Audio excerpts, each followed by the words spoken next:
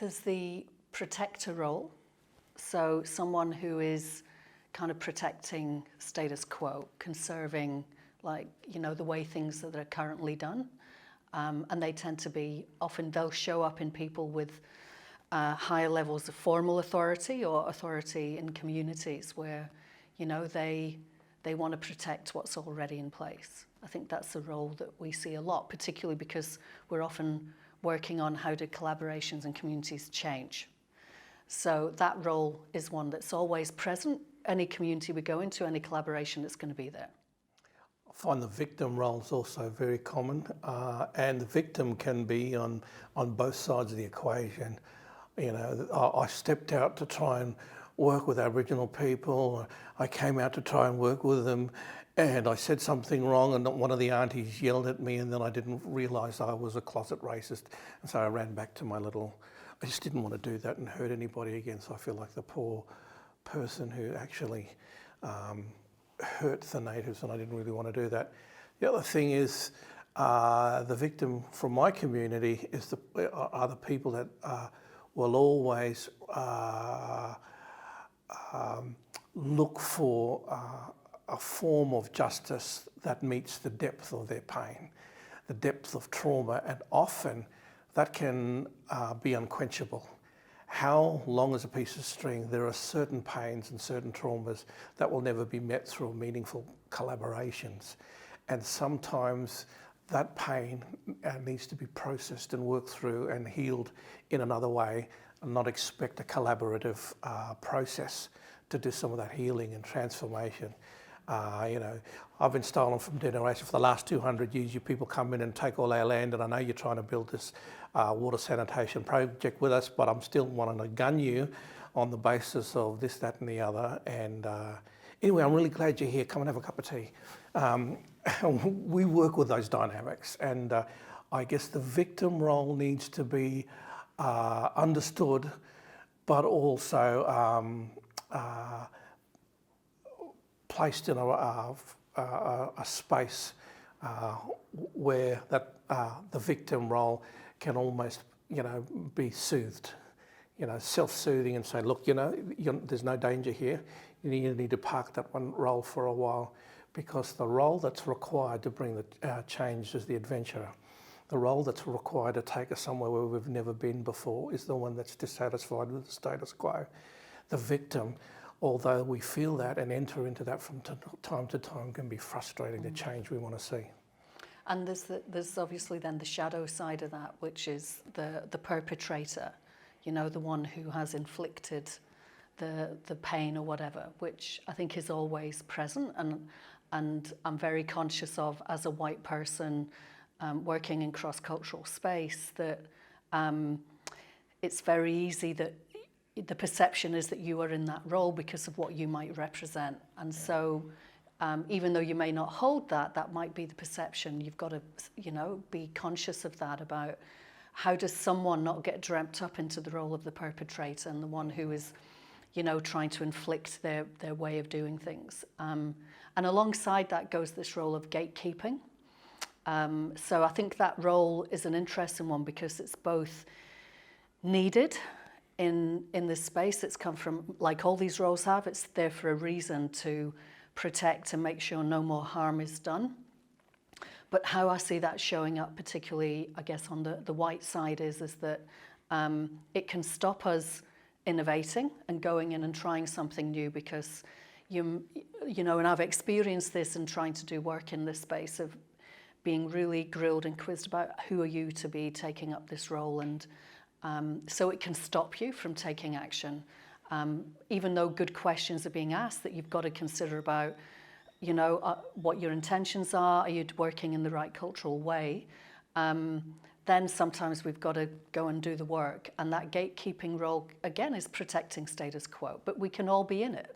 And I've been conscious of when I've been in it as well, because you don't want to do more harm. If you're working in this place, you don't want to get it wrong. We can step on eggshells. We just don't want to do harm. So inadvertently, that gatekeeper role actually can stop us making progress. The gatekeeper and the perpetrator are roles that often slid into unconsciously, but when we recognise that they're there, we know when they pop up and why. Sometimes in our communities where there's such trauma, there's such brokenness, we can find ourselves reacting disproportionately to the pain that's presented. One circumstance that happens triggers decades, in our case sometimes centuries of trauma, and the hyper-defensiveness can often be seen as perpetrating violence to the collaborative process. Wow, that auntie, she was hyper-defensive and aggressive. Sometimes that just triggers from a place of deep pain and deep trauma, and it's important to understand that and to name that, lest we are in the place of perpetrating and continuing the cycle of pain and unproductiveness when we're trying to realise the change we all want to see.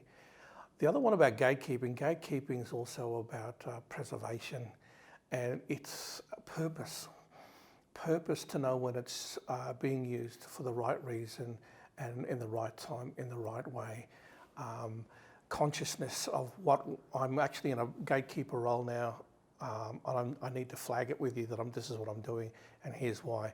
When you come in here and you ask these questions and there's a camera in our face, I need to think about the generations that are coming behind me and the vulnerabilities of others in my community.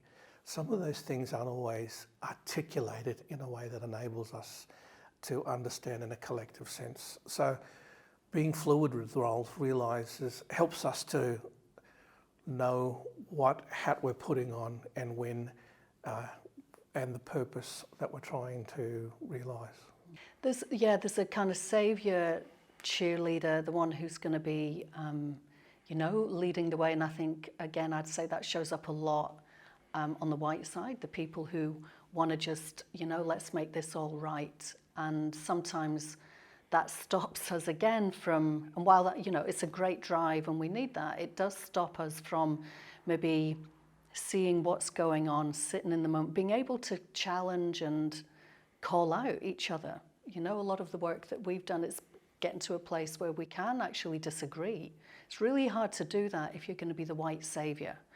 And, a lot of people inadvertently get dreamt up into that because, we want to see that progress happening. So again, I think it comes back to being really clear on purpose, what role is needed, and having a practice which means you can question, why is that role needed? Why am I taking that up? Is that actually just addressing my white guilt and making me feel better? Or is it needed in this context? Is it useful? And I think that is actually another role, that role of guilt and feeling responsible can immobilize people. It just stops people making progress and we get paralysis. And it's linked to this, I guess, role of the one who's going to get it wrong. And as a white person, I spend a lot of time in that role thinking, okay, I'm going to get this wrong. And it's taken years to go, so how do I act anyway and move forward, even though, yes, we will all probably get it wrong in this shared space because none of us have cracked how do we be in relationship and do it. So I think the more we own that role, that we will all get it wrong and there will be critics, and most of them are within ourselves, but there will be people who are going to critique us if we try and do work in this space. So how do we do that really consciously and a bit gentler? Yeah, and inviting the critique as a tool to get us sharper, inviting the voices of opposition to help us see things we can't see. And I think the role of saviour isn't just a white phenomenon as well. There's some black ones that like to, and that's closely aligned to that whole fantasy leader. There's a lot of black saviours who like to be the answers to white questions. If you need an easy answer, you need an easy into that community, I'm your man. Actually, don't go through them, come through me because I'm your saviour for that community. And that role is not helpful. in deep collaboration and deep transformation, because it short circuits learning, it short circuits conflict, and the saviour role isn't helpful because it doesn't enable the community to be the answer to its own destiny, and it gets in the way of shared accomplishment and the kind of change that can be transgenerational too. When someone saw that their elders did it and their aunties did it, and my mum was part of that movement, and that's something I want to step into and grow into as well. What we've seen in a lot of the collaborations we work with is really this role of, if we can all play the role of facilitator, of being able to facilitate difference, not the one standing up at the front of the room, but when we see there's a need to either translate, bridge, to be able to lean into what's going on and help people understand where there is difference rather than run away from difference, that we need those roles of being able to broker, being able to facilitate, and actually all of us being able to learn. That role of the learner is one that we're having to do all the time, but equally encourage people to come into. Now that's really hard when you're coming together to solve a problem, because the urgency to get it fixed is really strong and people want to just tackle the problem. So the more we can create a space to go, let's actually learn into, what does it mean? What does it mean to work in relationship? How do we create this two worlds as opposed to through a white dominant lens? But be able to bridge that difference is going to be increasingly needed. I think the facilitator and the person who embodies learning also picks up the voices that are missing in the room and is able to give life, give live examples in a way that the community can identify with and actually see. And I think that role's really important because it helps us to depersonalise each other and actually say, you know what, guys, this is not about you and me or even auntie, uncle or cousin. This is something that just is a natural, normal part of when we try to do change in really marginalised communities. It's not even an Aboriginal role per se.